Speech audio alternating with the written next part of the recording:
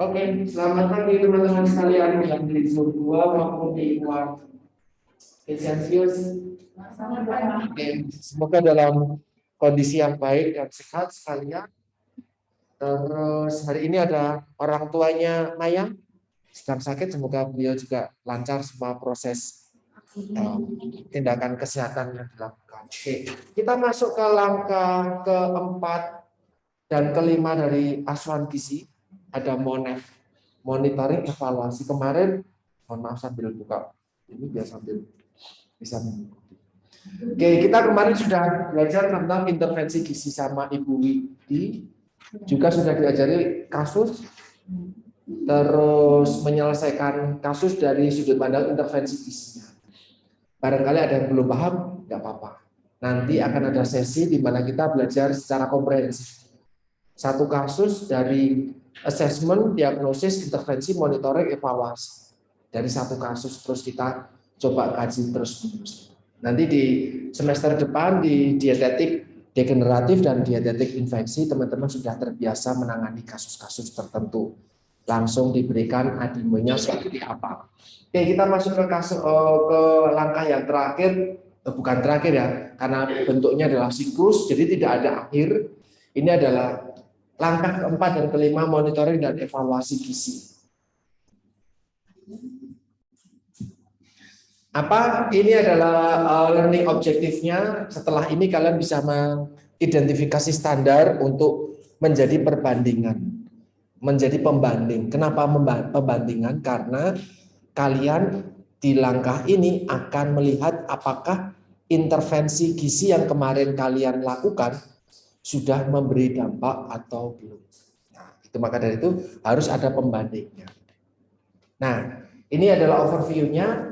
Teman-teman ketika nanti kalian ke lapangan, ketika nanti kalian praktek, kalian akan kunjungan ke pasien itu tidak satu kali, dua kali. Betul tak? Misalnya di depan kita, kalian ini misalnya kita bed teaching ya. Bed teaching artinya kita belajar langsung di samping pasien dan keluarganya, tapi karena tidak ada ya kita simulasikan saja. Di depan kita ini ada bed berisi pasien, satu yang tadi malam baru datang. Maka kita sudah dapatkan pagi hari ini informasi tentang beliau.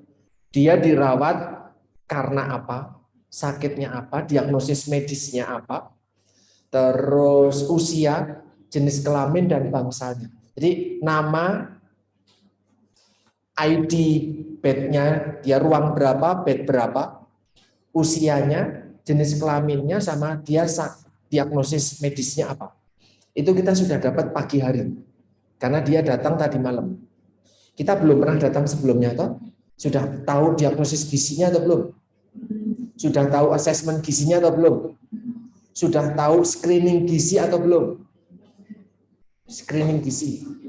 Sudah. Karena betul.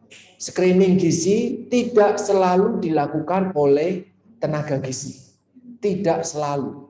Screening gizi dilakukan kapan? Kalau datangnya tadi malam di UGD, datang langsung ke UGD jam 10 malam, maka screening kita sekarang jam 8 pagi, screening gizi dilakukan kapan kepada pasien tersebut? Malam. Oleh siapa? Rata-rata oleh perawat. Di mana berarti? Di UGD, karena baru pertama datang. Semakin cepat pasien di screening, semakin bagus. Screening gizi tujuannya untuk ini loh. Oke, screening gizi tujuannya cuma satu. Tujuan utamanya cuma satu. Mengetahui apakah pasien tersebut berisiko malnutrisi atau tidak. Kalau punya risiko malnutrisi, nanti akan ada panduan gizinya, akan ada asuhan gizinya dan yang lain, ya. Kalau tidak ada risiko,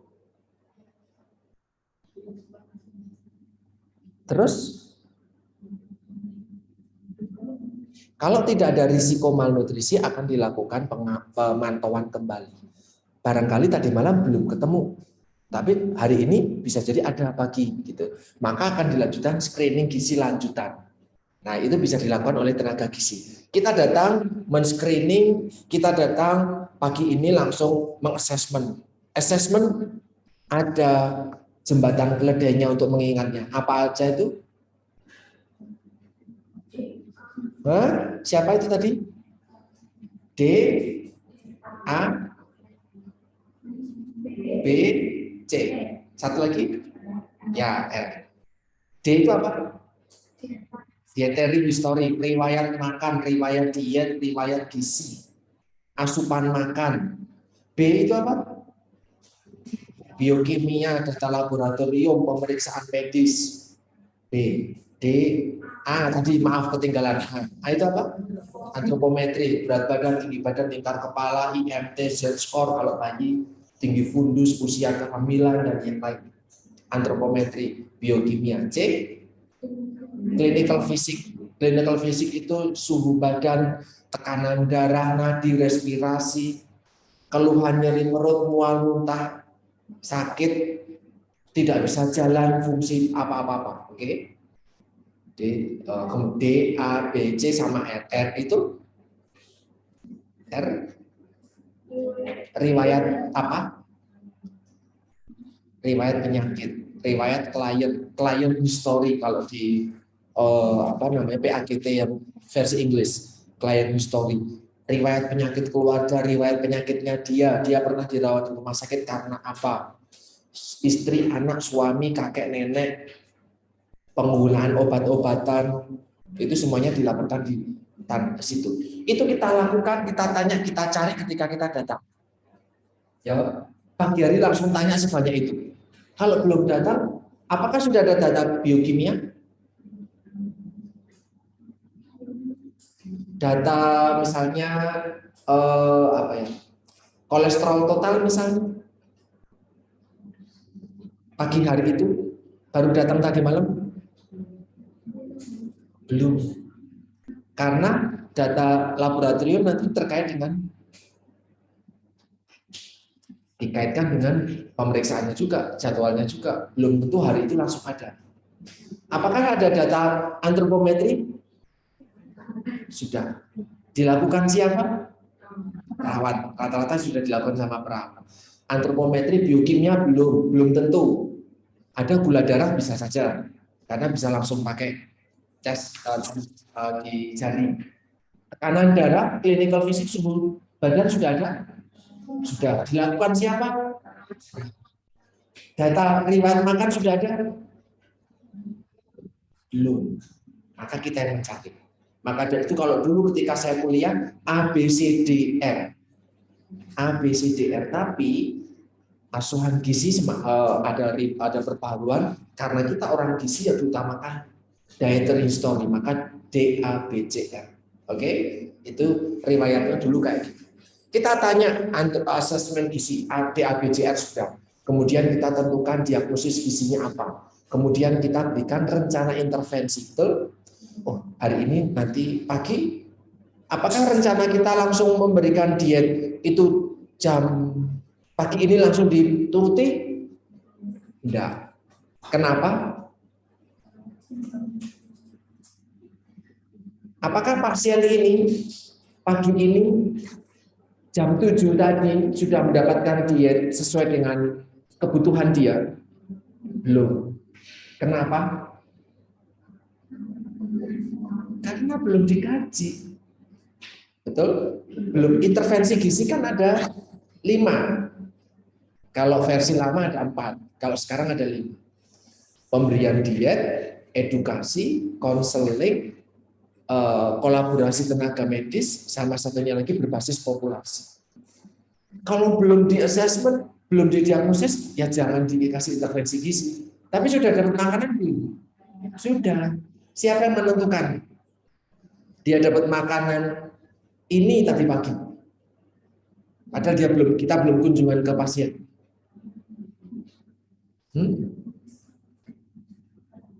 Ada dokter penanggung jawab. Nah, itu informasi ya. Dokter penanggung jawab akan memberikan diet, tetapi belum tentu spesifik. Kita masih bisa mengubah. Gitu. Karena jadi pemberian dietnya kenapa ya? Karena memang bukan kompetensi utama beliau untuk menentukan dietnya apa. Tapi untuk pagi ini, maka kita datang. Nanti siang dietnya sama seperti itu lagi enggak? Beda. Bisa jadi beda karena kita sudah memberikan rencana intervensi. Nah, maka kita masuk. Biar nanti siang, nanti malam, snack nanti jam 10, snack nanti jam 4 sore, itu sudah sesuai sama hitungan kita. Maka mau nggak mau kita harus datang. Bagaimana kalau kita nggak datang sama dia? Karena sibuknya kita, malesnya kita telat, dan yang lain. Kira-kira apa yang terjadi? Apakah dia mendapatkan pelayanan yang baik? Tidak. Maka dari itu, tenaga gizi juga dibutuhkan. Sama seperti perawat dan dokter, mereka harus on time, kita juga harus steady di tempat. Semua pasien kalau bisa dilayani, biar mereka mendapatkan kebutuhan gizi sesuai dengan kebutuhan mereka. Nah, setelah memberikan intervensi, nanti siang kita datang lagi untuk ngecek apakah dietnya sudah diberikan atau belum. Sudah diberikan. Satu. Setelah sudah diberikan, yang kedua adalah kalau terkait dengan diet,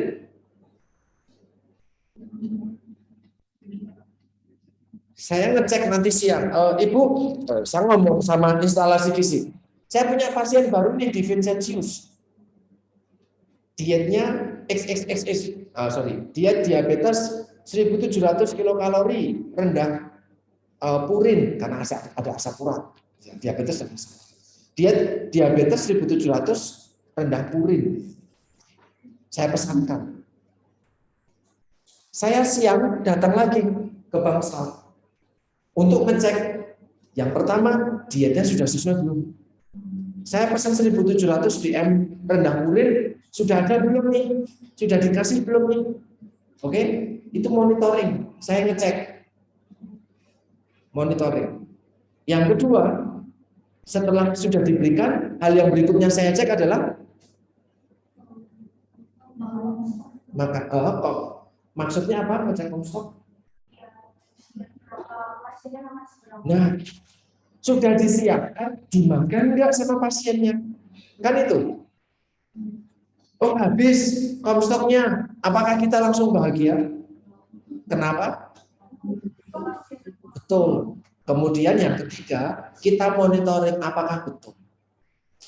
Yang kita pesankan, yang diantarkan ke Bangsal, yang sudah tersedia, yang sudah dimakan, itu betul-betul dimakan sama pasien atau tidak.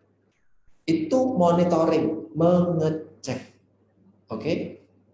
Mengecek. Nah, itu kita sampai situ dulu. Nah, kalau sudah mengecek, kemudian kita bandingkan. Harusnya kita kan berpikir masalahnya pasien A, diabetes rendah purin, ada asam urat. Kita kasih diet yang sesuai.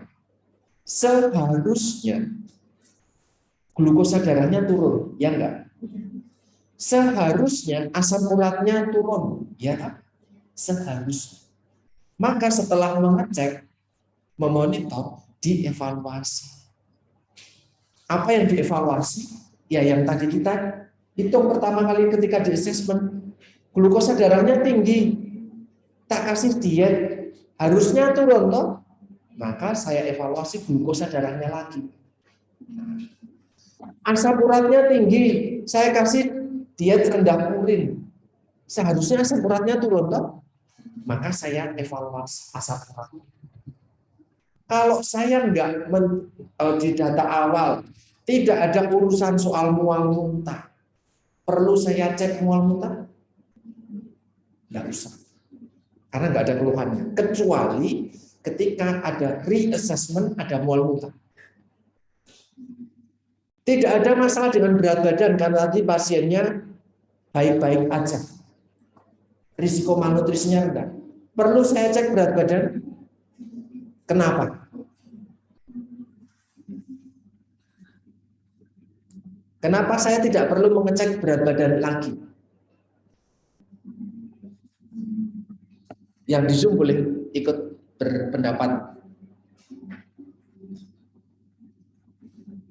Saya tadi ngecek glukosa darahnya tinggi ketika awal pagi. Dapat informasi dari perawat, glukosa darahnya tinggi, asam uratnya juga tinggi. Kemudian saya siang-siang datang lagi. Saya cek komstoknya sudah dimakan belum. Gitu. Nah, sore hari, oh sudah dimakan habis, ada hasil laboratorium enggak? Oh belum ada, ya sudah. Saya sore balik lagi, atau besok paginya balik lagi. Saya ngecek, oh sudah ada hasil kolesterol, asam urat, glukosa darah. Oh berhasil nih, turun, lumayan. Berarti diet saya berhasil nih. Pasiennya juga patuh, instalasi gizi juga manut. Oke? Nah, apakah perlu dicek berat badan atau tidak? Kenapa? Ini loh.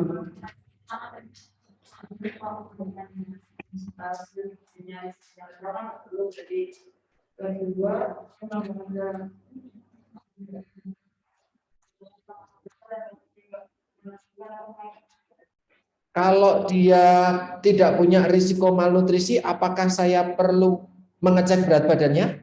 Di hari, berarti berapa? Hari kedua dia dirawat, purba. Kenapa? Betul. Ini yang selalu salah ketika saya membimbing mahasiswa, ketika saya pelatihan mengisi menjadi pelatihan NCP, semua orang lengkap ABCDE, DABCR, lengkap semuanya. Karena di awal mengecek antropometri, di akhir ngecek antropometri juga. Apa urusannya tinggi badan dalam 2 hari? Bisa berubah tinggi badan dalam 2 hari? Tidak. Tapi berat badan dalam 2 hari bisa berubah untuk orang dewasa seperti kita? Enggak juga. So, semuanya disesuaikan dengan kondisi penyakit. Kalau kita ketemu pasien lansia yang ketika screening ya, apakah Anda mengalami penurunan berat badan dalam 3 bulan terakhir? Ada pertanyaan itu betul? Kalau jawabannya iya, maka perlu perhatian. Di antropometri berat badan sekarang berapa? Ya toh? Terus berat badan 1 bulan lalu berapa? Kan berarti ada delta, ada penurunan. Ketika kita tahu dia ada penurunan, kita perlu waspada. Bisa jadi dia nanti juga ada penurunan. Maka kita mau monitor itu. Untuk pasien-pasien keganasan, kanker, itu turun bisa cepat banget. COVID, infeksi kronis atau infeksi akut, COVID, DB, itu bisa turun. Apalagi anak-anak kena diare aja sama ispa, berat badan bisa turun. Maka perlu perhatian tuh. Tapi kalau misalnya, nuwun sewu, ini seperti keluarganya Maya, sudah dewasa, pemeriksaan dalam 1 hari 2 hari berat badan tidak perlu. Terkait dengan keberhasilan kita loh ya, bukan terkait dengan dosis obat, itu nanti beda lagi. Ya, karena nanti dosis obat juga bisa dikaitkan dengan berat badan. Ya, tapi ini kaitannya sama apakah intervensi gizi kita berhasil atau enggak. Itu intervensi gizi kita tidak mempengaruhi berat badan. Pada kasus-kasus umum, kasus-kasus tertentu mempengaruhi. Misalnya gizi buruk. Nanti kita di diatetik kita akan belajar tentang gizi buruk. Salah satu hal yang harus dipantau adalah berat badan. Bahkan bayi gizi buruk ditimbang setiap hari. Setiap hari naik dikit aja, wah kita semuanya minta aman karena aman. Naik seminggu naik misalnya 100 gram atau 50 gram, wah kita gitu. Jadi berbeda dengan pasien-pasien usia dewasa. Gitu ya. Ini kita baru ini nih, baru overview sepanjang itu. Tapi apa? Karena apa yang saya sampaikan sudah mencakup sekian slide. Nah, itu kalau tadi berhasil glukosa darahnya turun atau terkendali, asam uratnya turun, kita sudah ngasih diet, kita sudah ngasih edukasi. Bapak Ibu jangan jajan sembarangan. Saya tahu kantin Vivo enak-enak kalau pagi, tapi nggak usah dibeliin. Sudah cukup dari makanan dari rumah sakit saja. Oke, pasiennya manut, keluarganya juga manut, habis dikonsumsi oleh pasien, aman kan? Nah, tapi bagaimana kalau ternyata glukosa darahnya tetap tinggi? Ternyata kepatuhan pasien itu masih rendah. Masih kita temukan ketika kunjungan ada bungkus-bungkus makanan. Oh, ada lemper nih, arem-aremnya. Apa kan arah-arah, iya tapi saya lapar banget lah, makanannya belum datang-datang. Atau makanannya sudah datang tapi saya nggak nafsu lihat makanannya, lauknya telur. Mending arem-arem banget, tapi saya suruh anak saya. Kepatuhan sudah ada. Sudah kenyang makan arem-arem, makan menu kita enggak? Enggak. Maka hitungan dietnya sudah sesuai dengan kebutuhan dia atau belum? Belum juga. Nah, maka kita melihat ada kepatuhan yang kurang. Konseling, edukasi yang diberikan. Nah, itu evaluasi. Jadi evaluasi tidak selalu terkait dengan Comstock. Comstock itu cuma D. Masih ada D, A, B, C. Oke? Nah, oke, itu tentang overview hari ini. Ini ketika kunjungan pertama. Kunjungan pertama, interaksi pertama yang dilihat adalah kira-kira yang mau saya cek nanti apa ya. Maka dipilih tadi, oh ada masalah glukosa darah, oh ada masalah asam urat, oh berat badannya rendah, oh ada penurunan berat badan 1 bulan terakhir, oh mual muntah, oh nggak bisa makan. Itu paling sering tuh. Pasien kehilangan nafsu makan dalam 1 minggu terakhir, itu paling sering. Oh dadanya sakit, nyeri, buat bangun jalan sedikit langsung nyeri. Oh kemarin terjatuh di kamar mandi, misal. Nah, maka besok kalau tak kasih diet, tak kasih edukasi, saya kasih konseling, kira-kira apa ya yang mau saya cek untuk melihat apakah intervensi saya berhasil atau enggak. Itu sudah dipikirkan di tahap awal. Nah, di interaksi selanjutnya, ketika kita kunjungan lagi ke pasien itu, halo Bu, selamat pagi, saya dengan Dian yang kemarin di sini juga. Makanannya bagaimana? Sudah dikonsumsi atau belum? Tadi bagaimana? Sudah habis? Oh sudah. Oke, kita sambil cek ya, walaupun kita sudah tahu. Basa-basi dikit. Karena kalau cuma diam-diam, oke. Kemarin saya ketemu sama rektornya Sanata Dharma, Romo. Saya lupa namanya. Romo bagus, Romo. Saya lupa namanya. Beliau melakukan rekoleksi kepada dokter-dokter Patirapih kemarin, belum lama ini. Ternyata keluhan pasien dan keluarga kepada pelayanan dokter-dokter di Patirapih adalah dokter yang muda perlu banyak komunikasi lagi sama pasien dan keluarganya. Jangan cuma ngomong 1 menit, yuk pulang. Ya, terus Romo tersebut bilang justru bagus yang dokter-dokter sudah sepuh, tahu caranya ngomong pasien, memanusiakan pasien, menganggap sebagai keluarga pasien dan keluarganya. Tidak melakukan kayak montir, yang penting saya kerjakan, udah selesai saya pulang. Bukan. Yang kita tangani manusia. Maka dari itu, ketika saya mengajari kalian di sini sambil ada sapaannya, misalnya selamat pagi Bapak Ibu, bagaimana kondisinya, masih mual atau muntah atau tidak? Karena kemarin kita tahu dia ada keluhan mual muntah. Oh masih ada, waduh masih ada ya. Makanan tadi dimakan atau enggak ya? Oh enggak. Kenapa? Ada yang enggak cocok? Enggak apa-apa. Ketika kita mulai judging, di situ kita sudah enggak enak. Sorry, image kita sudah enggak baik. Maka ketika kita datang, sudah jelek. Kenapa? Kita butuh pasien itu sama keluarganya buat ngomong banyak hal. DABCR itu enggak simple. Dan kalian harus datang 1 kali, ngomong dapat semua hal. Berbeda dengan dokter ketika datang sudah dapat laporan dari perawat. Ya toh? Langsung, piye? Keluhannya apa? Oh masih gini. Oke, nanti dikasih obat ini ya. Istirahat, nanti obatnya dimakan, makanannya dihabiskan, nanti bisa cepat sembuh. Oke, cepat sembuh ya. Kita coba periksa. Oke. Terus, nah, kalau kalian pernah menemani teman keluarga yang sakit seperti itu, karena yang harus ditangani oleh dokter nggak cuma pasien tersebut, banyak banget. Maka memang harus efisiensi waktu. Di sisi lain teman-teman perawat sudah membantu mensuplai data. Karena perawat mendukung 24 jam penuh. Dokter penanggung jawab juga mendapatkan masukan juga dari koas, dari residen, dokter-dokter muda yang juga 24 jam juga ada di rumah sakit. Ada dokter jaga. Jadi sudah lengkap. Maka dia fokus ke sebelahnya. Halo Ibu, gimana? Atau Dek, gimana? Tapi gizi tidak. Gizi hari Sabtu libur, hari Minggu libur. Di Sabtu ada piket 1 orang atau 2 orang, ya. Tapi overall libur.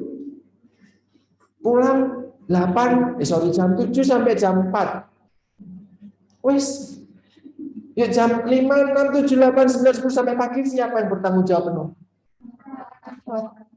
Maka kalau gizi datang cuman kayak gitu doang, oleh apa? Iya toh? Nah, gitu. Walaupun kita sudah tahu pasien kita nggak makan, pasien kita jelek, rekam medisnya, karena sebelum kita ke pasien kita sudah baca dulu rekam medis. Nggak boleh langsung bludas-bludus dari instalasi gizi, semprot-semprot wangi, cuci muka, wah tas leaflet bertenteng-tenteng, langsung datang ke pasien dengan 0 bekal tentang pasien tersebut. Nggak boleh. Harus mampir dulu ke nursing station. Tahu? Ke nursing station, tanya dulu, ada pasien baru nggak? Pasien kemarin yang habis operasi gimana kondisinya? Ya kan? Karena dia memonitor secara rutin. Kita tanya kondisinya bagaimana. Oh, gini, Mbak, Bu, Pak, Mas. Oh, ya. Boleh pinjam RM-nya? Dicatat. Oh, perkembangannya seperti apa? Gitu toh? Baru kita datang lagi. Sudah tahu harus ngomong apa, sudah tahu kondisinya pasien, sudah tahu hasil laboratoriumnya pasien, baru ke pasien. Kalau tadi data objektif, sekarang data subjektif. Kita ke pasien, apa yang dirasakan, apa keluhannya, ada gejala tertentu atau tidak, gimana masalah yang kemarin sudah selesai atau belum. Kalau tadi objektif toh, nggak bisa dihapusi karena laboratorium, pemeriksaan fisik, antropometri. Nah, kalau di sini sekarang tinggal versi gejalanya, versi keluhannya, versi harapannya.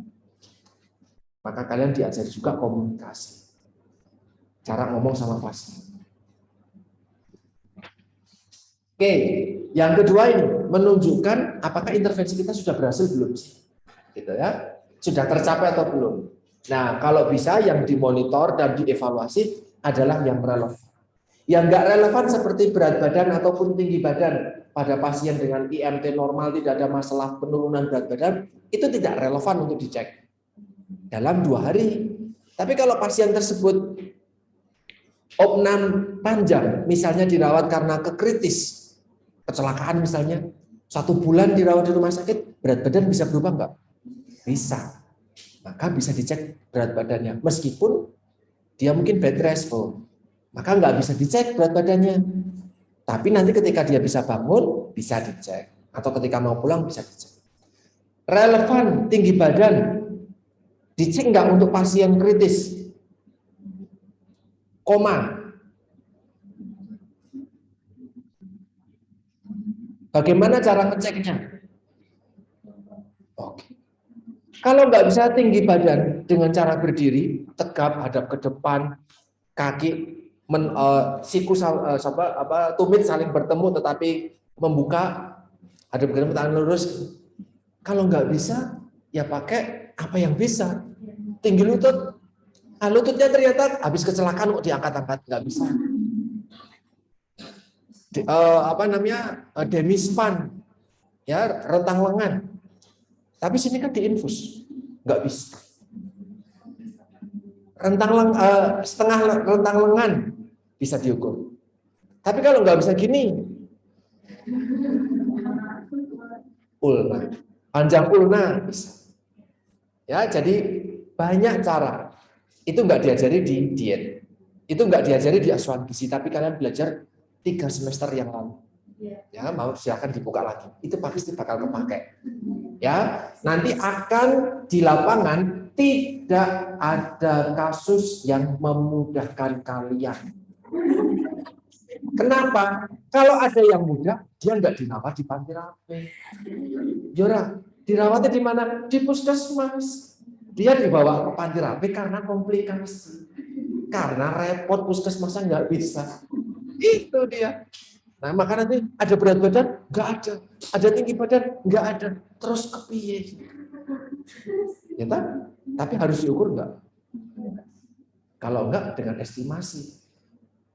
Ya, nanti belajar lebih lanjut lagi. Nah, fokusnya ke tanda dan gejala. Nah, ini monitoring gizi, definisi dari Persagi dan Asosiasi Dietitian Indonesia. Silakan teman-teman bisa baca. Monitoring itu mengawasi, monitoring itu mengukur ulang, monitoring itu melihat ulang, mengunjungi, mengukur. Gitu. Kalau mengevaluasi ya dibandingkan hasilnya tadi. Intinya itu. Nah, ini tujuannya tadi sudah ya, untuk melihat tingkat keberhasilan. Apakah sudah bisa menghilangkan penyebab masalah, etiologi, atau bisa meminimalkan tanda gejala. Kalau etiologinya nggak bisa diperbaiki.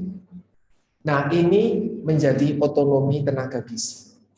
Monitoring, evaluasi gizi, itu tugasnya gizi. Dari assessment sampai monitoring evaluasi. Jadi yang melakukan ADIME bukan perawat, bukan dokter, bukan spesialis gizi kesehatan.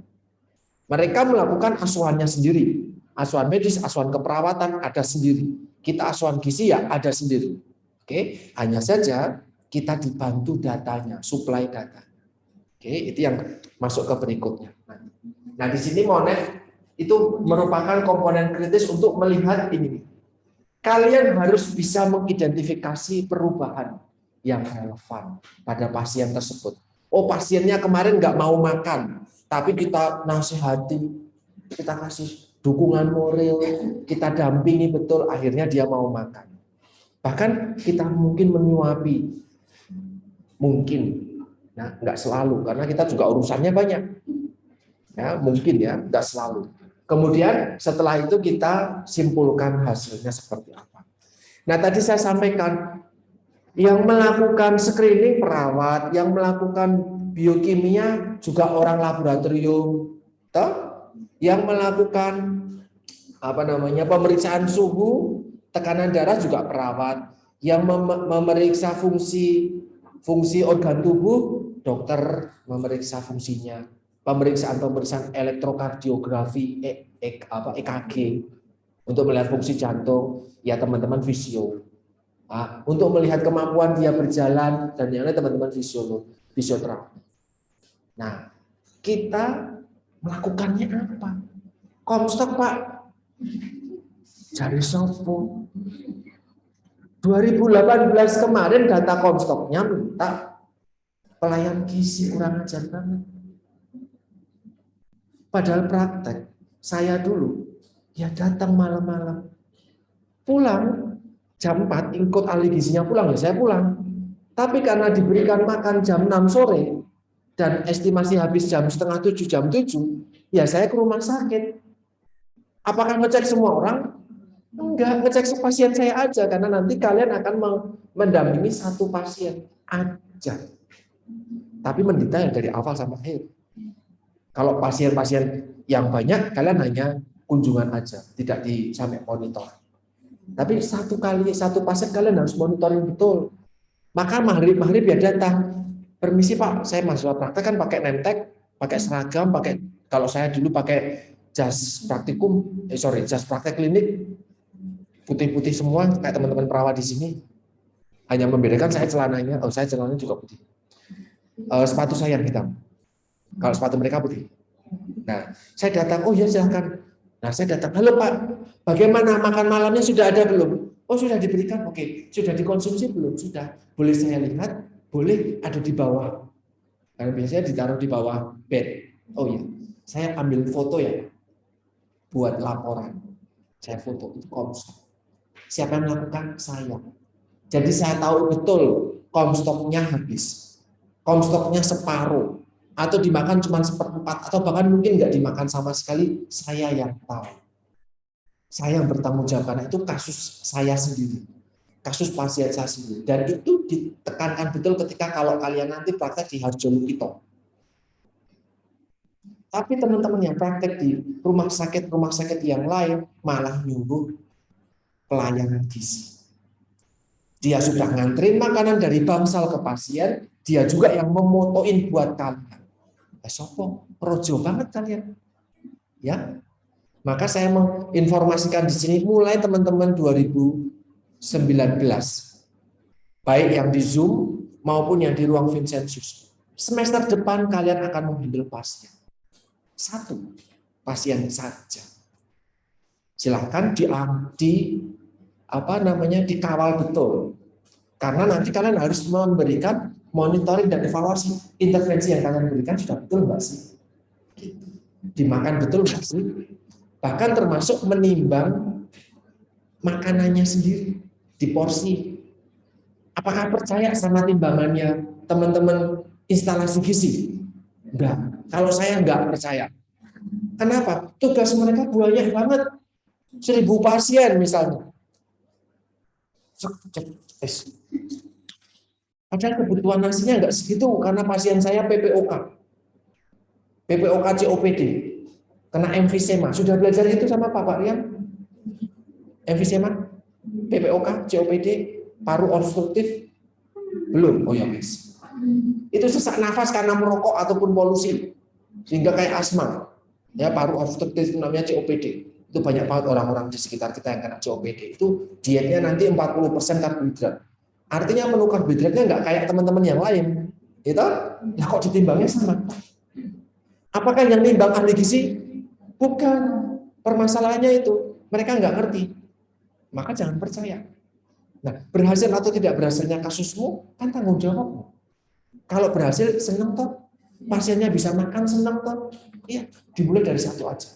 Maka kalian yang turun menimbang sendiri makanannya setiap pagi di bangsal, memberikan makanannya langsung. Bapak, saya datang membawakan makanannya. Saya dulu lakukan seperti itu.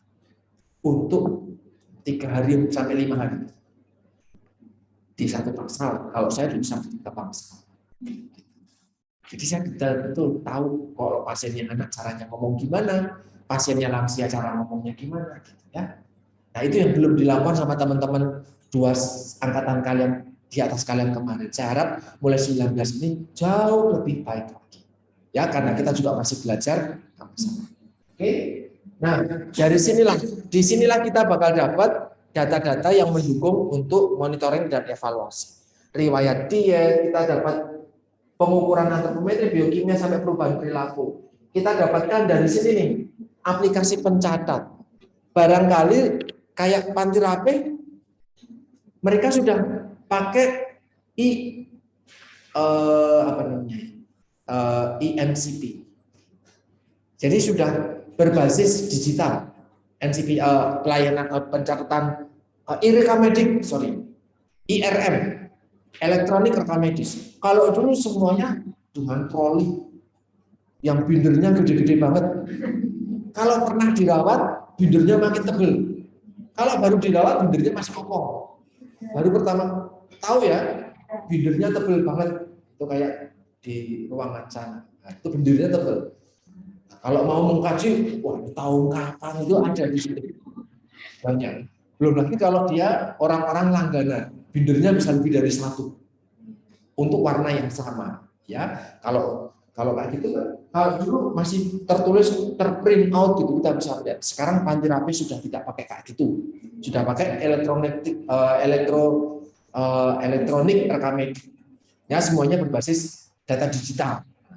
Kita bisa mengambil dari situ.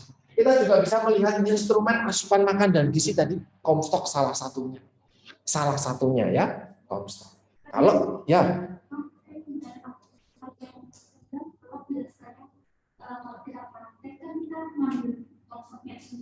Ya. Itu pernah ya Pak, kalau saya ada mahasiswa, kan ada yang nanti kata, sebenarnya kan biasanya ngecek konsumsinya itu seberapa banyak, sisanya itu berapa. Nah itu pernah ada mahasiswa yang belum sempat ngecek, tapi konsumsinya ada di. Nah, berarti nggak bisa ngecek kan gitu. Ini teman-teman yang di Zoom, Viani tanya, bagaimana kalau kita telat datang? Makanannya sudah dimakan dan sudah diambil platonya sama pelayan. Maka saya datangnya tidak kira-kira 6:30. Nah kalau dia lapar, datang langsung dimakan. Mending kalau dimakan pasiennya, kalau dimakan sama keluarganya. Toh, habis keluarganya lapar. Seharian begadang, anaknya rewel. Nah, maka kalau kita di rumah sakit Panti Rapih, rumah sakit yang lain, itu sudah ada jadwal pemberian makan. Makan sore, itu 5:30 sudah harus keliling. Karena jam 5, makanan sudah keluar dari instalasi. 5:30 keliling, artinya itu sudah menjadi target. Kalau teman-teman kalian belajar di FSM, troli harus hangat, betul? Karena menjaga kualitas makanan, toh. Maka dari itu, ketika gledek keliling kalian mulai datang. Nunggu nggak masalah. Kalau saya mending nunggu daripada kehilangan. Ya, kalau saya nunggunya di mana? Saya di luar. Saya tahu kalau itu pasien troli datang. Kalau perlu saya yang jemput trolinya, saya antar. Trolinya di depan, saya tak masuk ya. Oke. Halo Pak, misalnya, halo Pak Bambang, selamat sore. Makanan sorenya, ayo bisa dimakan. Kalau perlu saya suapin. Saya nyuapin pasien. Buat apa? Saya nggak mau tahu makanan saya harus habis. Iya Pak. Nah kalau pasiennya manja, makanan yang lain disuapi. Istri saya, anak saya lagi pulang ngambil baju baru. Karena seharian dipakai toh, baju baru buat nanti malam, jadi saya sendirian, masih nunggu disuapin. Ya kamu diem. Nih kalau saya enggak, saya langsung sampai, saya bantu makan ya Pak ya. Biar cepat habis, nanti kalau dingin sudah enggak enak. Makanan kalau panas dibikin mual. Toh, apalagi nanti sore habis itu dapat makan sama perawatnya. Kok makannya belum dari sini? Perawat-perawat senior kan makan seru-seru tuh. Kalau ngomong keras-keras. Kok nggak dihabisin ada apa Pak? Kalau perawat yang masih muda masih enak aja, masih kayak teman. Perawat senior tegas-tegas. Obatnya harus dikonsumsi, habis buruan dimakan. Ya, kalian bantu memberikan ID. Saya belikan itu. Ya, Vianney, jadi mendingan kita tunggu. Nggak mandi, Pak. Saya baru pulang. Ya, apa-apa. Kapan lagi kamu praktek? Setiap tahun kamu praktek. Orang kan seumur hidup. Saya jujur nih. Dalam nama Tuhan Yesus. Pengalaman paling menarik adalah ketika praktek. Bagi saya. Skripsi menarik nggak? Ya, menarik karena itu di ulang tahun saya. Menarik. Skripsinya. Jadi ada dua, praktek lapangan dan skripsi. Ujian, kuliah, dan yang lain. Ya, just ini story aja lah. Remedi ambil SP. Saya melakukan sama seperti kalian, panitia remedi. Saya remedi juga mengejar nilai paling tinggi karena kalau di Undip SP semester pendek, kuliah lagi 1 bulan. Tapi biar bisa dapat A. Saya punya ambisinya seperti itu. B, nggak puas dengan B, harus. Nah, maka paling menyenangkan adalah ketika praktek lapangan. Di 3 ranah semua menyenangkan bagi saya. Tapi saya memang punya interest di klinik. Karena di klinik saya benar-benar bisa dekat betul sama satu pasien selama 1 minggu di bangsa itu. Nanti di bangsa lain saya juga dekat dengan pasien. Kalau di masyarakat dekat nggak dekat, tapi ke balita, ke anak SD, ke ibu hamil, ya seneng, tapi senengnya ke FSM dekat nggak? Seneng nggak? Ya seneng, karena dekat makanan. Setiap hari suruh organoleptik. Setiap hari ngecek menu. Karena ada menu, kami harus di satu FSM, di instalasi gizi 1 periode 1 bulan.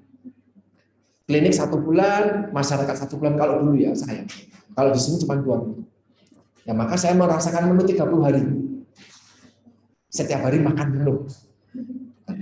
Maka kesenangannya berbeda-beda. Maka dari itu karena senang, saya curahkan semua tenaga dan pikiran di situ. Kalau saya harap teman-teman juga kayak gitu. Gitu ya. Nah, ini bisa dapat dari mana? Dari banyak hal, sumber-sumber untuk dimonitoring, evaluasi. Terus kemudian ini contohnya, ini Comstock yang saya foto sendiri. Nggak pakai fotonya itu, karena saya lebih percaya HP saya, sama mata saya, sama tugasnya kan banyak. Sore hari pengennya pulang toh, masih harus motoin mahasiswa lagi. Gitu. Jadi belum tentu benar juga. Nah, kalau saya motoin sendiri. Nah, kemudian yang teman di Zoom mungkin bisa melihat dengan jelas ya di Vincenzius ini Comstock pagi, ini Comstock siang di pasir.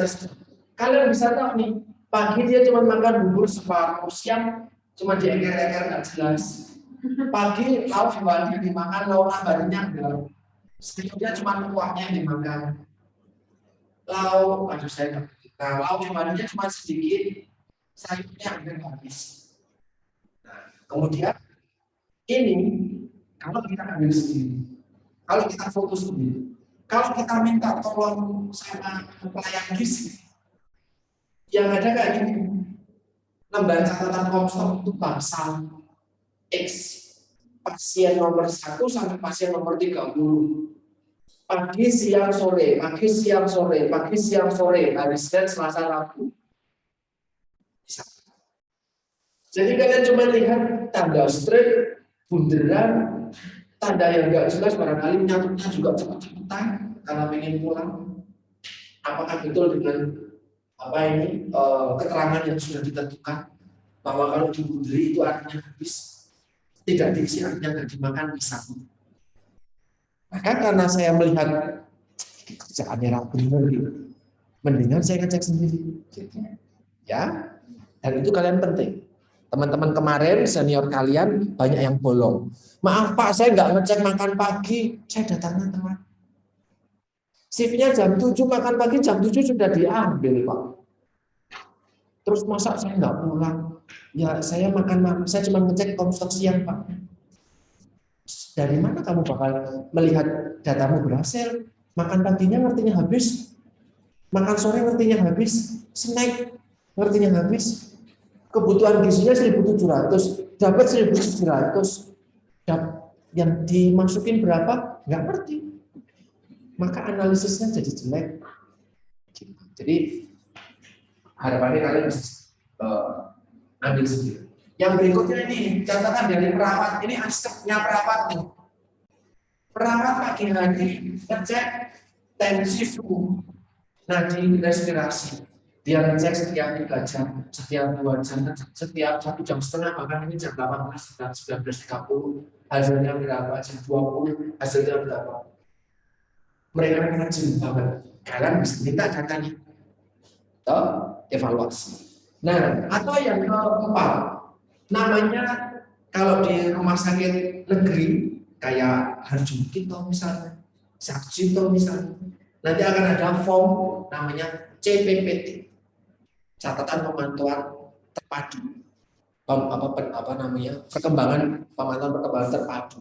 Artinya apa? Di CPPT ini atau catatan terintegrasi ini, dokter nulis pandangan dia, hasil dia, gizi nulis, fisioterapi nulis, farmasi nulis, perawat nulis, dokter gigi mungkin juga ada dia nulis. Jadi lengkap di situ. Nih namanya terintegrasi dan ditandatangani betul. Gizi juga perlu nulis. Kalau kalian melihat ya di Zoom ataupun di Vincenzius, teman-teman perawat masih menggunakan SOAP, gitu? Subjective Objective Assessment Plan. Kalau gizi pakainya apa? ADIM. Itu yang membedakan. Saya dulu ketika belajar asuhan gizi pertama kali 2008 belajarnya pakai SOAP. Tapi habis itu sudah nggak dipakai lagi di gizi. Kita dipakainya sudah ADIM. Nah, maka kita perlu mengenalkan konsep ADIM juga ke teman-teman perawat. Hasil apa sebenarnya sesuatunya sama persis kok. Subjektif, maka ya keluhannya apa? Ya, gejalanya apa? Bisa. Itu kita tulis nggak di ADIM? Ada nggak? Ada. Cuman tidak ada S-nya. Nah, itu keluhan itu kan nanti masuk di physical clinic. Keluhan mual muntah dan yang lain, gastrointestinal dan yang lain. Ya? Oke. Nah, ini langkah-langkah untuk monitor dan evaluasi. Yang pertama ini cek pemahaman dan ketaatan pasien. Dimakan enggak pasien makanan pasiennya? Dihabisin enggak? Terus kita sudah ngomong untuk tidak mengonsumsi makanan dari luar, tidak beli es teh, tidak beli makanan minuman kemasan di Vivo. Buat pasiennya ya, kalau buat keluarganya nggak masalah. Buat pasiennya nggak boleh. Maka dicek nih ketaatan sama pemahaman bahwa nanti bapak bakal dapat diet rendah garam, agak sedikit hambar ya, karena bapak tensinya kemarin tinggi banget, jantung bapak juga ada masalah. Bapak ini masuk ke rumah sakit karena masalah jantung, maka perlu rendah lemak, rendah kolesterol, rendah garam dan gula, agak sedikit hambar. Nanti lauknya, sayurnya itu pakai labu siam sama wortel Pak. Itu yang paling aman soalnya. Itu kita berikan penekanan dulu, biar dia tahu, aduh enak ya loro ya, makannya nggak enak gitu. Ya nggak apa-apa, karena memang harus seperti itu untuk saat itu. Nanti kalau Bapak sembuh, dietnya bakal berubah, menunya juga akan semakin variasi. Nah itu kita sampaikan ketaatan dan pemahaman dia. Kemudian ini dia, intervensinya sudah dilakukan belum nih sama teman-teman di instalasi ini? Kita di bangsal A, ada teman kita di bangsal B, bangsal C, D, E, F, G. Panterapi punya 6 atau 7. Bangsal berbeda-beda, aligisnya 13. Masing-masing di bangsal pasiennya bisa banyak sampai 200. Setiap hari harus dikasih makan. Telat sedikit ngomel. Oh, iya kan? Makanan keasinan dikit, gosong sedikit, kita yang marah juga kan? Nah, sudah dilakukan belum nih intervensinya? Kita sudah mengkaji kalau pasiennya bule. Saya pernah cerita tuh ke kalian, pasiennya asing, nggak mau nasi. Apa itu nasi? Maunya oats. Ya kita pesankan oats ke teman-teman di instalasi. Pasienku mintanya oats. Kita tuliskan oats sekian gram. Nah, yang datang oats atau bubur ayam. Kalau oats disediakan ini bubur ayam, pasien nggak jadi bohongin tuh. Nah, maka sudah sesuai belum nih sama preskripsi dietnya. Nah, itu. Kemudian ada bukti nggak kalau intervensi gizi kita itu sudah mengubah status gizi? Sudah memperbaiki status gizi. Status gizi tidak perkara gemuk, kurus, underweight, overweight aja. Status gizi bisa berdasarkan biokimia, fisik klinik, antropometri gitu ya. Status gizi itu kayak gitu juga. Terus sama perilaku makan pasien. Tadinya nggak mau makan bisa jadi makan enggak. Jadi kita berdasarkan bukti. Buktinya apa? Komstok, wawancara, foto makanan dan kemudian hasil asuhan gizi yang positif atau negatif berhasil atau tidaknya apa, terus penyebabnya kira-kira apa, bosen dirawat di rumah sakit nggak pulang-pulang, ada sampai yang paling ekstrim saya menangani pasien lansia 70 tahun kena kanker kolon, melena tahu ya, BAB darah. Karena kanker tersebut BAB darah terus-menerus, sudah kurus, kering, nggak mau makan satu suap pun muntah gitu ya, karena ada kanker juga memicu mual muntah. Anaknya ada nggak? Ada. Tapi anaknya menyuruh rewang buat jaga. Rewangnya nggak masalah jagain, karena setiap hari juga dia yang jagain pasien ini di rumah. Nah, ini berbeda ya kasus saya di sini mimbar akademik. Jadi bukan men-spill pasien. Jadi bukan seperti kampus sebelah yang ngomongin soal itu ya. Di sini saya bukan men-spill pasien, tapi di sini saya mimbar akademik. Kita ngomong soal karena kalian belum pernah ke lapangan. Saya ceritakan. Nah, saya tanya, ini saya nggak bisa ngomong sama si mbahnya karena si mbahnya kesadarannya menurun. Saya ngomong sama pengasuhnya,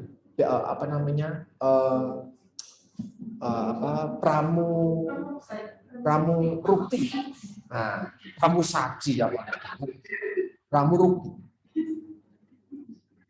Nah, saya tanya, ini di rumah sama siapa? Cuman sama saya, loh. Anaknya ada tapi tidak satu rumah di Jogja.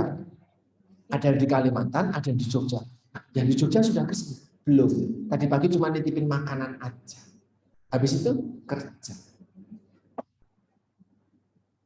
Adakah lansia pengen cuman di masa-masa kritis kayak gitu? Akhirnya dia pulang. Saya nggak tahu, bukan ke rumah bapak.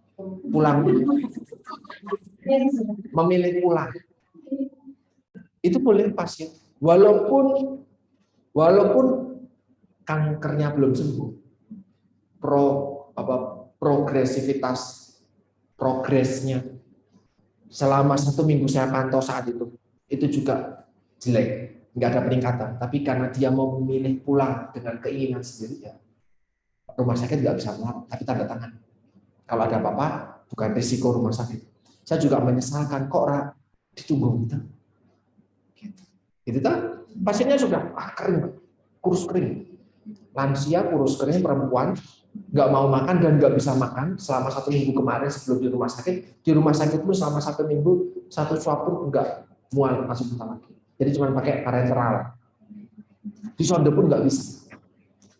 Dan setiap hari melena. Jadi HB-nya rendah. BAB darah terus-menerus. Melena. Dan keluar cairan darah dan kuning. Itu karena cairan dari, itu bukan feses, tapi cairan dari kanker.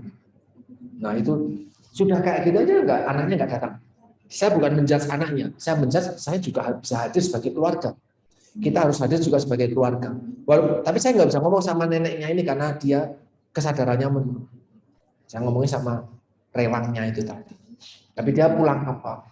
Nah ini menyebabkan bisa jadi tujuan gizi tidak tercapai nih. Pasien kanker nggak bisa makan, harus TKTP itu, tinggi energi, tinggi protein. Nggak bisa oral, kan mau nggak mau enteral. Dikasih enteral susu, nggak bisa makan susu, minum susu. Dikasih bubur, ya nggak bisa kan.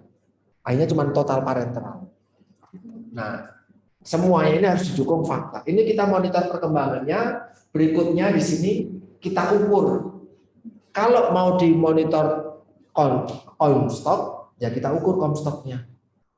Kalau kebutuhan gizinya 1.700, sarapannya itu 30%, maka 30% dari 1.700 berapa? Habis atau enggak? Tinggal seberapa nih? Sepertiga doang, separuh doang, nah kita bisa. Nah yang terakhir adalah dievaluasi. Dibandingkan sama standar atau target.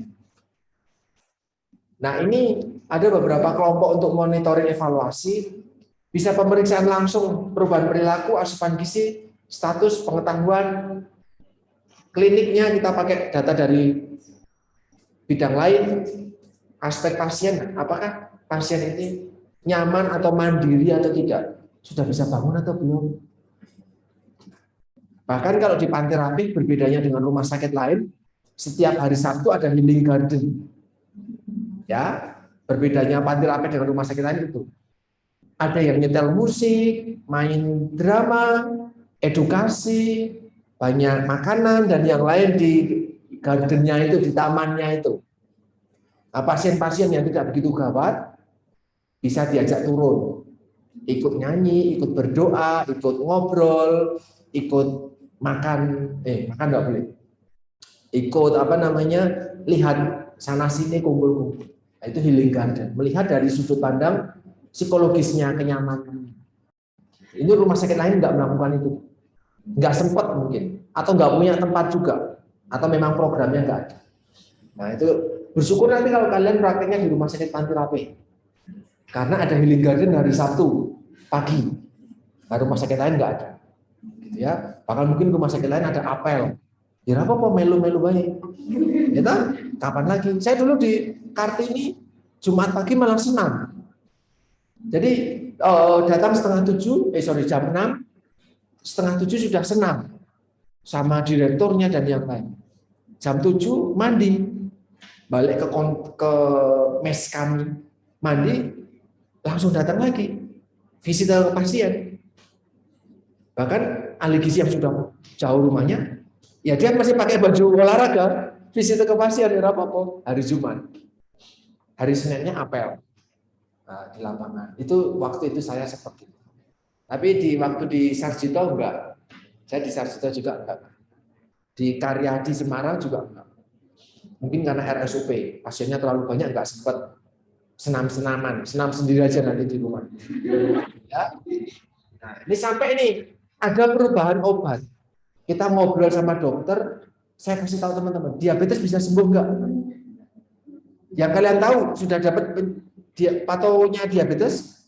Nah, diabetes bisa sembuh enggak? Ferry.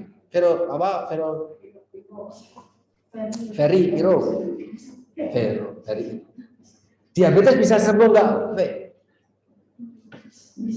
Bisa. Oke. Siapa ya? Jaya. Enggak. Oke, kamu? Enggak. Nilu? Ada yang dia selain Iro? Rapopo? Masih belajar kok. Diabetes bisa sembuh? Oh, tak kuliah kok. Tak kasih tahu Pak Riantono.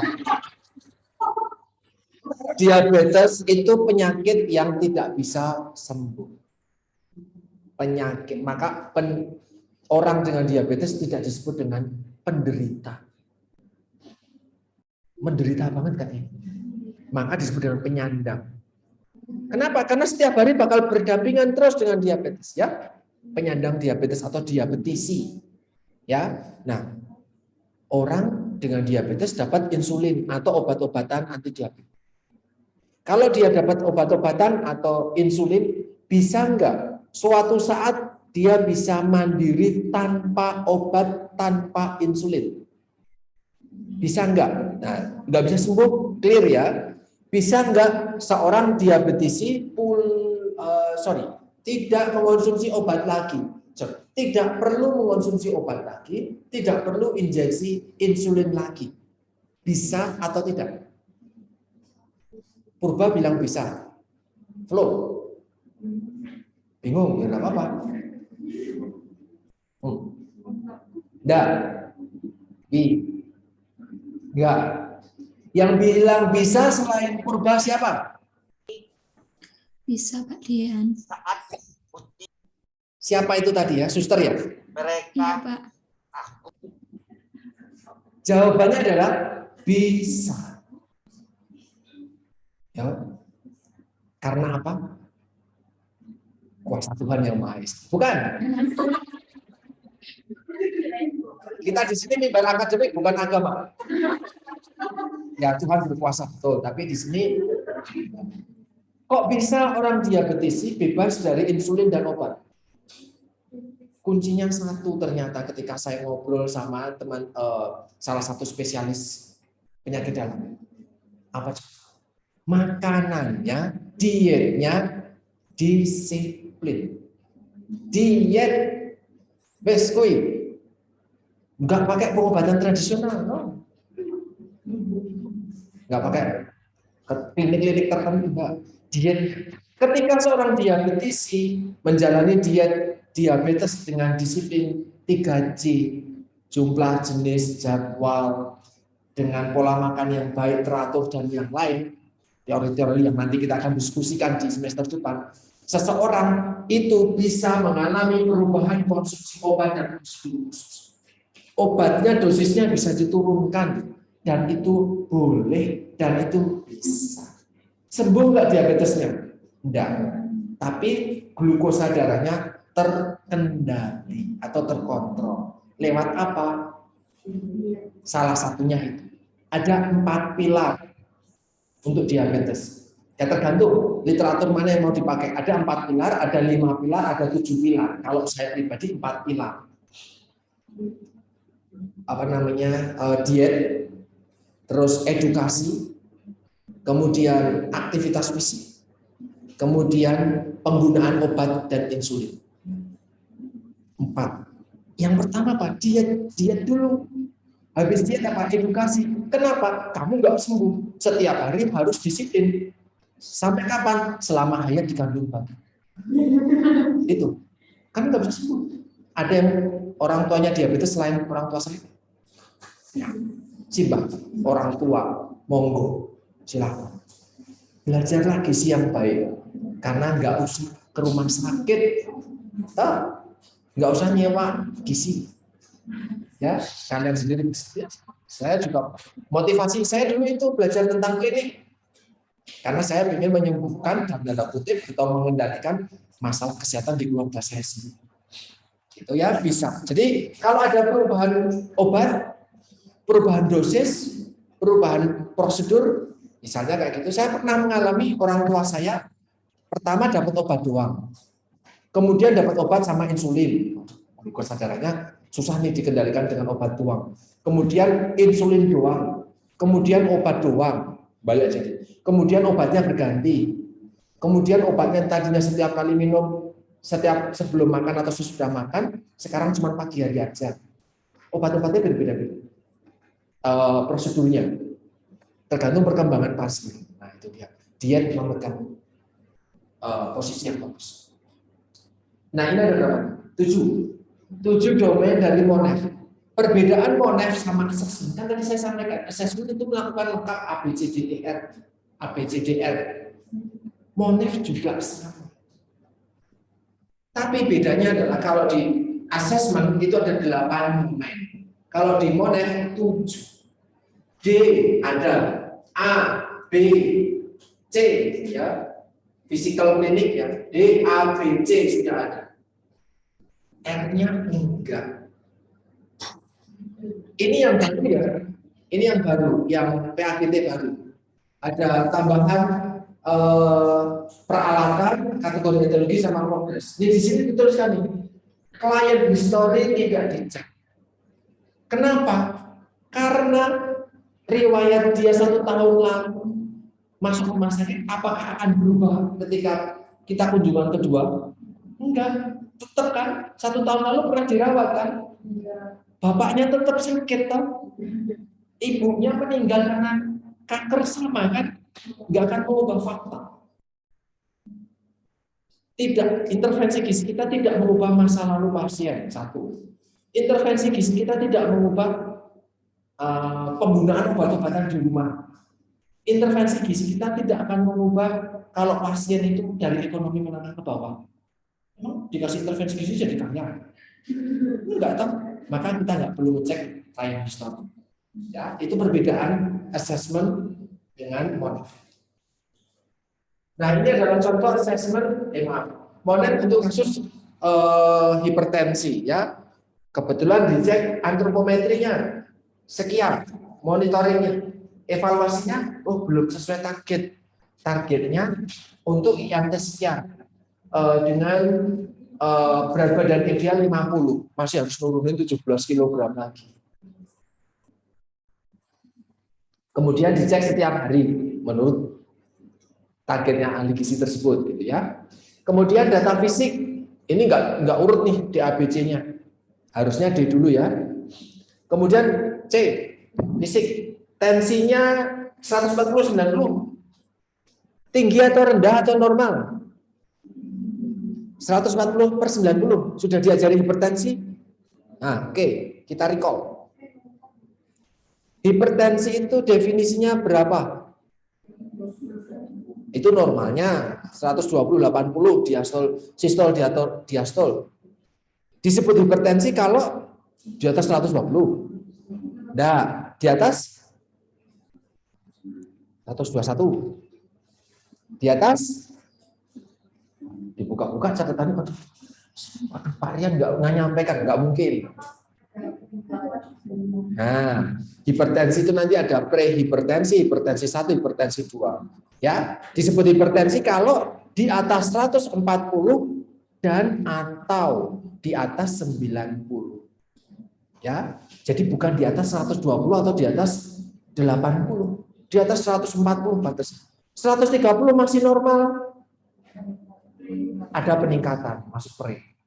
80, jadi bisa jadi 130/80, bawahnya normal, atasnya yang tinggi. Maka hipertensi sistol. Ya, itu nanti silahkan baca lagi patonya. Nanti akan ketemu lagi di diet tadi. Nah, dicek nih, ternyata targetnya 120/80 belum sesuai nih. Nadinya, suhunya, respirasi rate-nya sekian. Nah, pengecekan fisik setiap hari. Siapa yang ngecek? Perawat. Kita cuma minta datanya aja. Ya, baik-baiklah sama teman-teman perawat, ojo sok ios. Ya. Oke, data biokimia. Kunjungan pertama ada leukosit, trombosit, gula darah sewaktu natrium klorida. Ternyata tidak stabil karena ternyata target leukositnya itu sekian, dia cuma 31.000. Tinggi ya leukosit. Leukosit tinggi artinya apa? Ada infeksi atau inflamasi juga. Ya, infeksi biasanya. Ya, leukosit. Leukosit itu bahasa Indonesianya apa? Sel darah putih adalah sebuah imunitas. Itu mikirnya sampai sana aja. Gampangnya gitu. Leukosit ada 5 jenis. Tahu? Eosinofil, basofil, monosit, neutrofil, sama satu lagi monosit, monosit. Nah, gitu tadi itu ada 5. Nah, itu kalau tinggi itu artinya ada infeksi. Nah, gitu ya. Ini di sini 31.000 padahal normalnya 10.000. Kemudian trombositnya rendah banget. Harusnya 400.000, dia cuma ini dalam ribuan ya. Dalam ribuan. 459 tapi ternyata normalnya itu di bawah 400. Jadi trombositnya juga tinggi.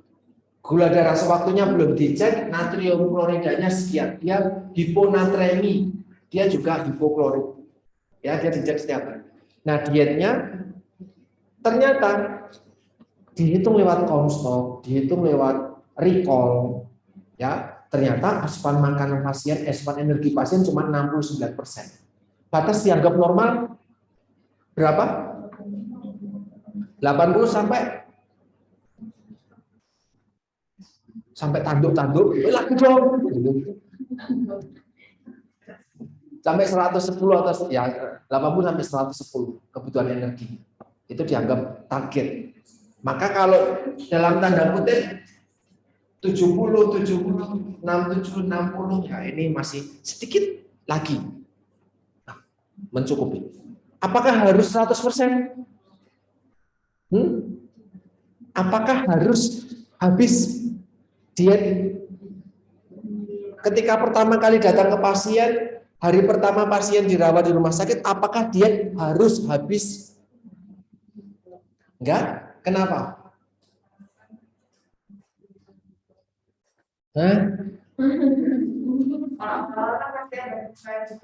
Ya. Jadi kalau beberapa yang kemudian baru bisa nantikan alat kuno. Yang penting bertahap. Nah, itu sudah bagus. Kalau pasiennya datang kayak nenek tadi, makan satu suap mual muntah, nggak mau makan, perutnya sakit, biarinlah mati wailah. Pak Yunus bilang nggak apa-apa, saya sudah tua, sudah cukup lah, KPKP sudah cukup. Nggak mau makan ini itu tuh, nggak mau dibeliin ini tuh, nggak mau, nggak mau makan sama sekali. Terus kemudian apalagi tadi? Kita ada asesmennya pasien asupan makanannya 10%. Ya kan cuma 1 sendok 10% misalnya. Sekali makan cuma 1 sendok 10%. Maunya ngomel. Kalorinya dapat dari 5, cuma dari 10%. Maka jangan diharap langsung 80%. Wah, ini pasien saya gagal. 80% itu cita-cita sangat mulia untuk pasien tersebut. Ya kan? Maka akan alangkah lebih baik disesuaikan dengan daya terima pasien. Ya, tidak memasang target 80 sehingga target 80 ini bisa diganti sesuai dengan kondisi pasien. Kalau di awal recall kunjungan pertama pasiennya itu cuma 10%, 20%, jangan pasang target terlalu tinggi. Pasang target itu cukup 50% boleh, 60% boleh. Mending tercapai daripada tidak pernah tercapai. Ya, mending tercapai. Tapi nanti 40% yang kita pasang, dari 10% kita pasang 40% targetnya. Tercapai 40%, 45%. Wah, senang ini.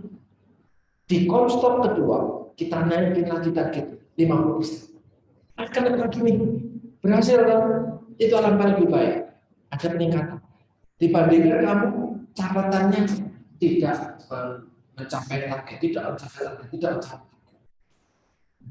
Karena takdirnya terlalu tinggi. Ya, tidak mau belajar, pengen targetnya IPK, di dinding terlalu tinggi target. Mendingan pasang target yang realistis, bisa diamati, bisa dicapai, bisa ditingkatkan. Itu kuncinya monitoring evaluasi. Nah, ini diperhatikan kalau memang belum berhasil, apa yang harus dilakukan? Yang pertama, penyebabnya apa? Bagaimana caranya biar bisa lebih baik?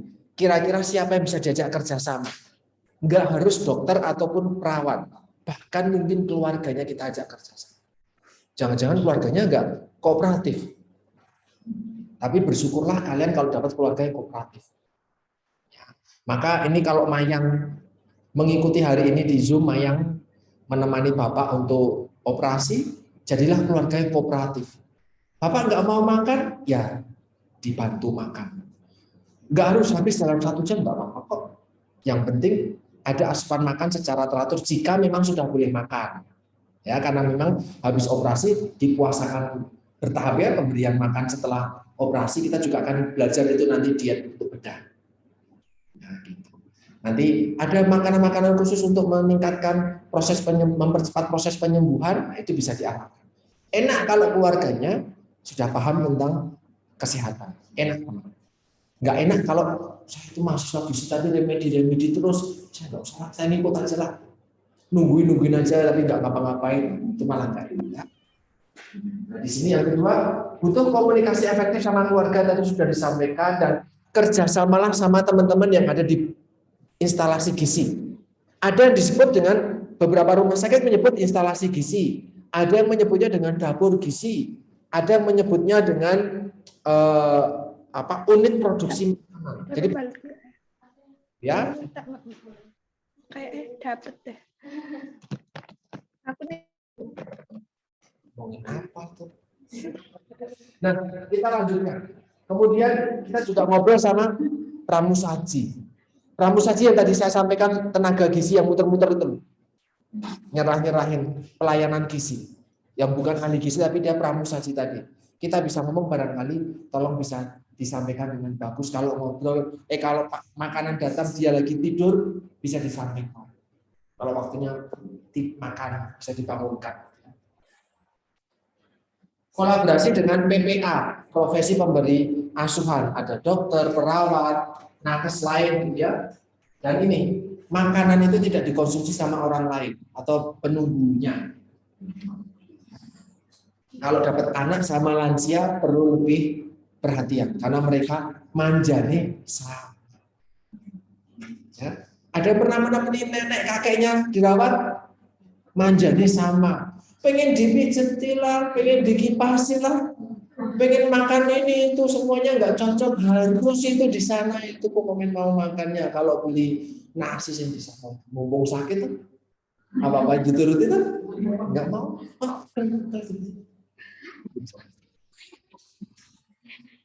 Kok bisa cerita ya? Karena saya pernah mengalaminya.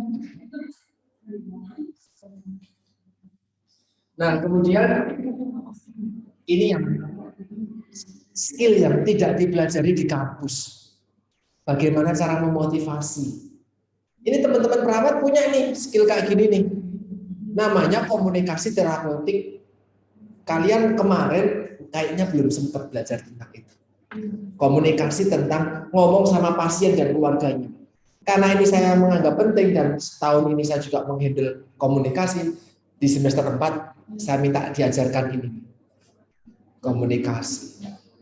Caranya memotivasi keluarga, pasien yang putus asa, pasien atau keluarga yang tidak mendukung, tidak suportif, pasien yang el-elan sama saya, bahwa telur mentah itu bagus untuk pertumbuhan. Anak gemuk itu cemimiu apa? Anak gemuk itu menarik.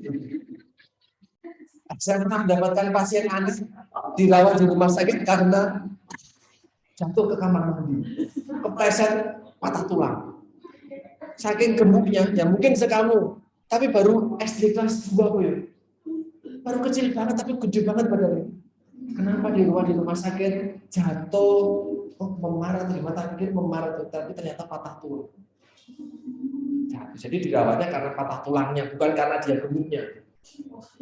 Gemuk terus bagaimana caranya turun berat badan, bukan, tapi bagaimana biar patah tulangnya sembuh. Nah itu juga memberikan edukasi sama orang tua. Orang tuanya nggak gemuk, anaknya gemuk karena senang lihat anak yang gemuk keluarganya. Nah kita motivasi keluarganya. Ini contoh tulisan saya, mohon maaf kurang begitu jelas karena kemerungsung. Nah, ini alasan sebenarnya. Ketika rumah sakit tersebut saat itu belum menggunakan elektronik rekam medis, masih menggunakan paper. Ya, jadi di sini rencana monitoring itu mau dimonitor ABCD-nya kan? Nah, BB-nya saya harapkan dia bisa naik berat badannya karena memang dia ada masalah dengan berat badan. Gula darah sewaktu sama keluhan mual muntah serta asupan makanan pasien. Ya. Nah, kemudian ini daftar bacaan kan itu. Kita masih punya waktu sekitar 10 menit. Ada yang ingin ditanyakan barangkali, silakan teman-teman sekalian. Silakan antri. Saya bertanya Pak, ini teman saya dulu kena cancer kolon kalau saya itu tapi udah tahun segini. Itu dia operasi kan, kasih apa sih khususnya itu dikeluarkan itu nggak dari, jadi maksudnya ada dibuat itu, tapi si teman saya itu masih mau makan dalam bentuk kayak kita makan biasa Pak. Nah itu tuh nanti asupan yang dia makan dari makanan biasa itu kan kalau saya lihat itu dia makan nggak berapa menit dulu. Ya. Nah itu diperhitungkan. Oke, pertanyaannya bagus, langsung praktikal. Saya belum pernah ketemu pasien itu, tapi itu pasien itu ada, ya fistula.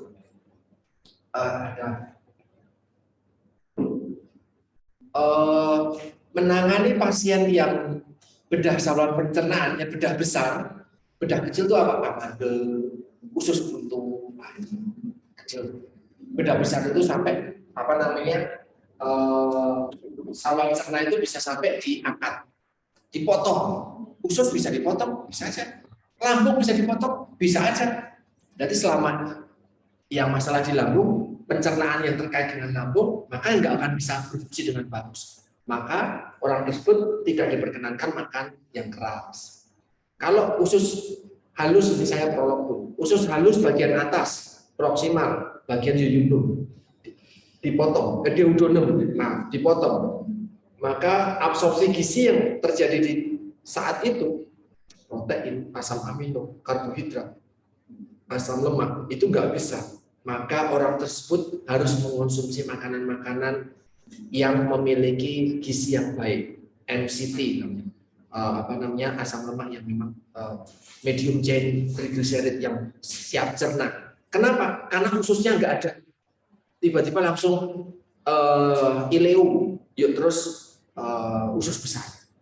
Itu ya disampaikan gitu. Apakah masih survive? Survive selama dia disiplin, nggak ngikut teman-temannya makan kol goreng misalnya kayak gitu. Karena pengen makan kol goreng. Nah, ada sampai beberapa prosedur, misalnya untuk yang mengalami dialisis tahu? Cuci darah. Nanti di sini ada kanalnya tuh. Karena dia setiap 3 hari sekali harus cuci darah, sama seperti itu ada lubang untuk memasukkan selangnya. Di sini bukan lewat mulut, bukan lewat selangkangan, karena ada juga proses pemasangan ring. Nanti tanya sama Maya, itu bisa lewat selangkangan. Ya sudah tidak harus membedah jantung, itu kuno. Nah, jadi lewat selangkangan, lewat aortanya masuk ke sini. Ya. Nah, tapi dialisis lewatnya ya ada lubang, ada kantongnya tersendiri. Maka nanti akan ada retensinya sendiri. Ada air yang keluar, ada makanan yang keluar berapa. Jadi kan ada makanan dia makan tapi keluar tidak. Kok nggak masuk bablas? Itu kan ada permasalahan juga di sini. Maka itu agak sedikit susah itu nanti jadinya. Yang penting kita tetap bisa tahu dukungan makanannya tidak akan lewat oral semuanya. pasti akan ada pemberian lewat parenteral juga. Karena apa? Lewat oral keluar, lewat usus yang ada di luar tubuh tadi. Lewat enteral, ya usus juga masuk ke enteral juga lewat situ. Kecuali enteral yang diberikan itu tidak selamanya NGT ya, nasogastrik. Ya, naso itu nasal. Ya, dari hidung ke gaster. Gaster itu lambung. NGT maka hidung ke lambung aja. Tapi hidung ke yuyunum bisa nggak? Ya bisa. Kalau lambungnya bermasalah, bablas ke sisa. Boleh dan bisa. Ya, jadi tinggal keluarnya di mana nih? Maka kalau pakai berarti nasoyeyunum tract misalnya gitu. Nasoduodenum tract itu ada. Jadi tidak harus nasogastrik ya. Nasoduodenum. Nah, nanti kalau dengan nasoduodenum ya tinggal makanannya, enteralnya lewat situ. Bisa dihitung. Parenteral juga bisa dihitung. Tapi kalau dia bisa makan, kenapa harus nggak dikasih? Dikasih aja, walaupun nanti bakal keluar. Tetapi konsistensinya, preskripsi makanannya, jadi tidak menyebabkan gangguan pencernaan, misalnya asam, pedas, asin, makanan-makanan yang merangsang saluran cerna, misalnya menimbulkan gas, itu nggak diberikan. Gitu. Dan konsistensinya relatif lembut, bisa kok lembut sih, lunak bahkan mungkin cair, gitu ya. Jadi tetap diperhitungkan. Tapi nanti teman-teman, karena kalian dalam tanda kutip masih nutrisionis, prakteknya sebagai S1 tidak akan menangani pasien kondisi sangat khusus seperti itu tanpa pendampingan. Semuanya akan didampingi ketika nanti praktek di lapangan, gitu ya. Jadi nggak usah khawatir stresnya. Waktu aja revisi, dia juga revisi remedi, dia juga sepertinya sudah menakutkan. Saya nggak berhasil nih kayaknya di praktek klinik, nggak usah khawatir. Ada pendampingnya, ada pembimbingnya, pembimbing akademik nanti ada saya, ada pembimbing lapangan juga di rumah sakit, ada ahli gizinya. Bisa Bu Widi, Bu Dora, Bu Dani, dan yang lain. Gitu ya. Jadi apapun yang kalian lakukan akan didampingi betul atau salahnya, akan diarahkan juga. Jadi tidak akan diculke, gitu ya. Diculke, maksudnya dilepasin sendiri-sendiri. Saya pernah dilepasin soalnya ketika di salah satu rumah sakit ternyata ahli gizinya insecure karena yang dibimbing adalah mahasiswa S1 sedangkan dia masih D3. Saya manut sama Mas Dian saja, sudah sarjana gitu. Saya masih D3, apalagi saya pendidikannya di kampus sana masih jadi pembimbing gitu. Nah, saya masih belajar, jadi Mas sudah praktek. Nah, tapi dia insecure-nya enggak, saya manut aja. Enggak, saya masih belajar. Ada kayak gitu. Tapi besok enggak, kebalikan, kamu harus belajar sama saya. Gitu.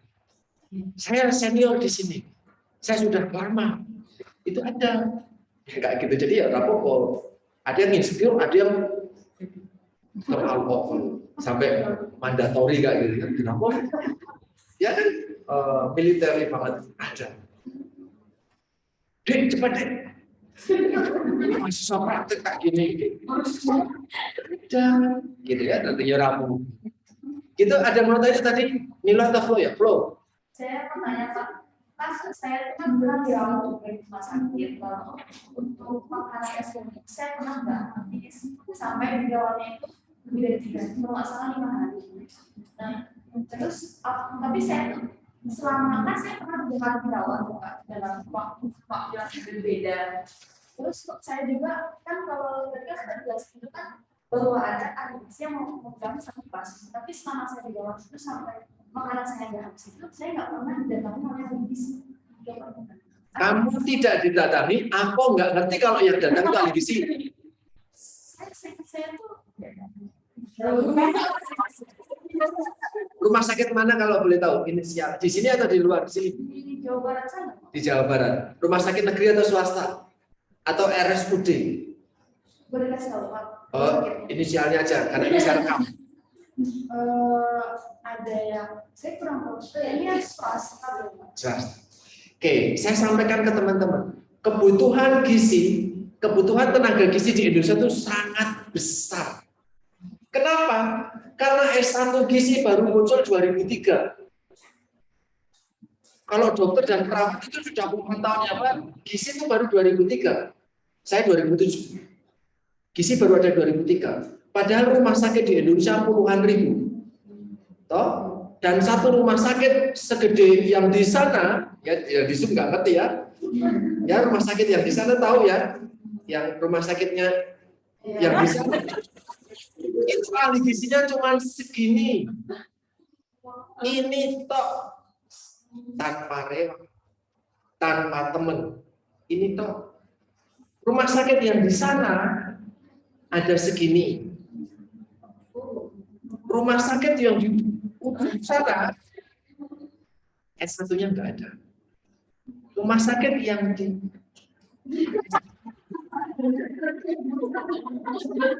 S1-nya enggak D3. Oke. Ada pasiennya enggak? Ada. Bahkan mungkin banyak. Terlayani enggak? Enggak. Enggak bisa terlayani dengan optimal. Mau datang sudah pulang.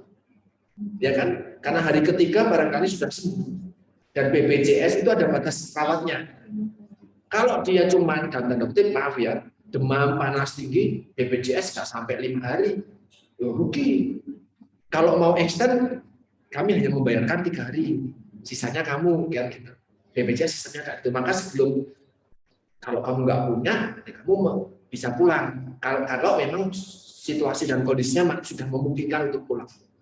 Sebelum pulang, harusnya ada gizi yang masuk, tapi ternyata nggak ada.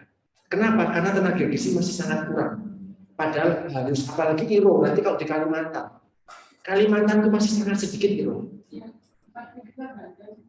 Ya, kamu datang dari rumah sakit ya, saya ya, tidak ada ahli gizinya, maka Iro kuliah belajarnya dengan baik Iro. Ya, kami tidak apa-apa, belajar dengan baik.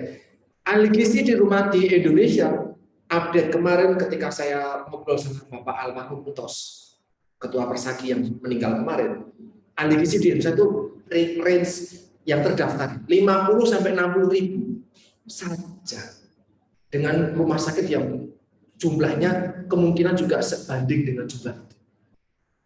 Dan itu terkonsentrasi penuh di Jawa. Di luar Jawa sedikit sekali ahli gizinya. Maka peluang tenaga gizi khusus di klinik, di rumah sakit, di puskesmas itu permintaannya sebenarnya sangat tinggi. Itu baru permasalahan rumah sakit, menangani pasien satu persatu. Belum lagi kalau menangani balita stunting, ibu hamil anemia dan yang lain, aduh itu permintaannya banyak banget sebenarnya. So itu ya, jadi kemungkinan besar tidak ditandangi, kemungkinan besar. Karena kamu dirawatnya karena apa?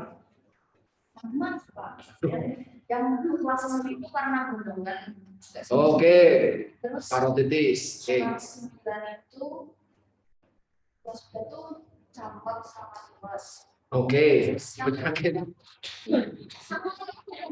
Nama mahasiswa kena tipes. Saya selalu mengece betul mahasiswa yang kena tipes.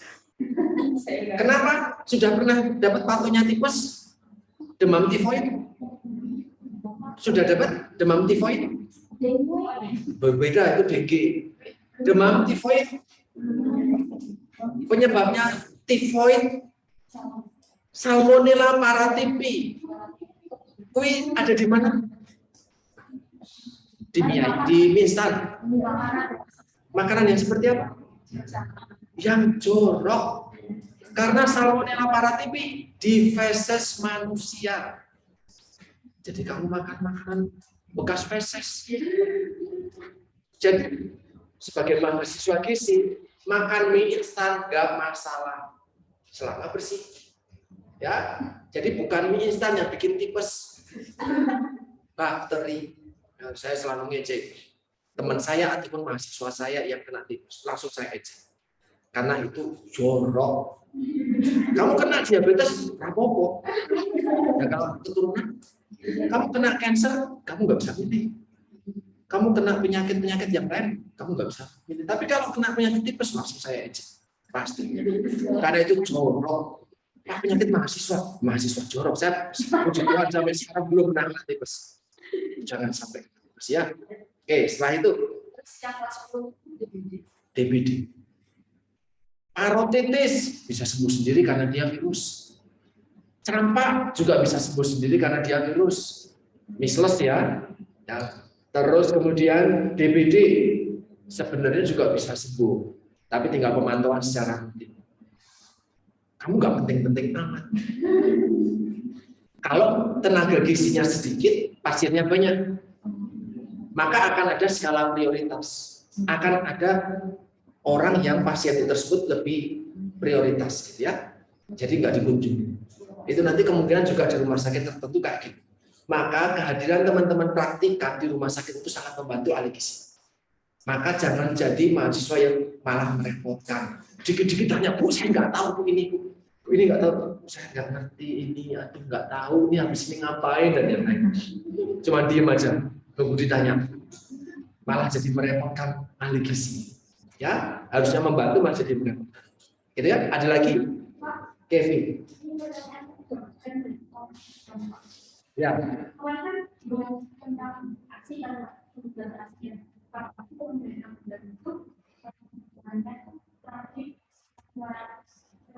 $550 di bawah 5 bulan, laki-laki dan perempuan lewat ASI aja.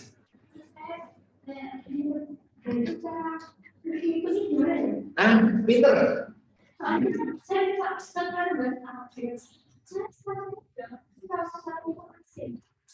Peter, pertanyaannya bagus. Kalau nanti dapat pasien bayi dan dia masih menyusui, kamu bisa hitung ASI-nya berapa, kalori dari ASI-nya berapa. Nah, Pak, saya nggak menakar ya. Gitu? Maka bisa dengan frekuensi, durasi menyusui. Tapi saya tidak akan memberikan kamu makanan. Jadi saya hanya memberikan kamu pancingan aja. Silahkan nanti dicari nih. Frekuensi ibu flow, anaknya masih menyusui, iya, oke. Nanti silahkan sehari ini menyusuinya berapa kali frekuensi ya? Berapa kali menyusuinya? Oh, tadi pagi sekali, siang sekali, agak sore sekali. Saya harus berhenti. Oh ya.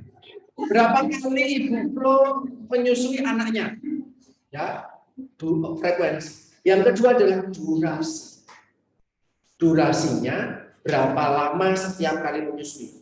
Kan nanti ketemu tuh menit, ya, menit dan berapa kalinya. Dan yang ketiga adalah nyedotnya kencang atau enggak. 3 hal itu nanti bakal mempengaruhi berapa cc yang keluar. Dan setiap cc sudah ada konversinya berapa kalori. Kalian cari, nanti akan ketahuan anak ini jika hanya ASI, maka dia mendapatkan kalori berapa dari ASI itu. Itu bisa dihitung. Ya, tapi itu lagi estimasi. Ya, karena kita tidak meminta ibunya tersebut memerah dan memberikan lewat tapi langsung dari payudara ibu. Jadi kita pakai estimasi tadi. Durasi, frekuensi, dan kalau dia ngenyotnya itu kuat atau enggak. Karena balita yang gizi buruk ngenyot aja males. Tuh, balita gizi buruk itu nggak mau ngenyot, cuman ngempeng aja, nggak dinyot. Kenapa? Nggak kuat. Kok nggak kuat? Nggak punya tenaga. Kok nggak punya tenaga? Karena gizi buruk. Ya, jadi harus diperah dan disuap. Itu nanti kita bicara itu di dietetik gizi buruk sama saya. Oke, Fit, nanti silahkan dicari. 550 untuk di bawah 5 bulan. Setelah itu sudah 600. Karena harus dikombin 660 kalau nggak salah, karena harus dikombinasi dengan MPASI. Ya, ada lagi pertanyaan? Wes, karena alarmnya flow sudah bunyi.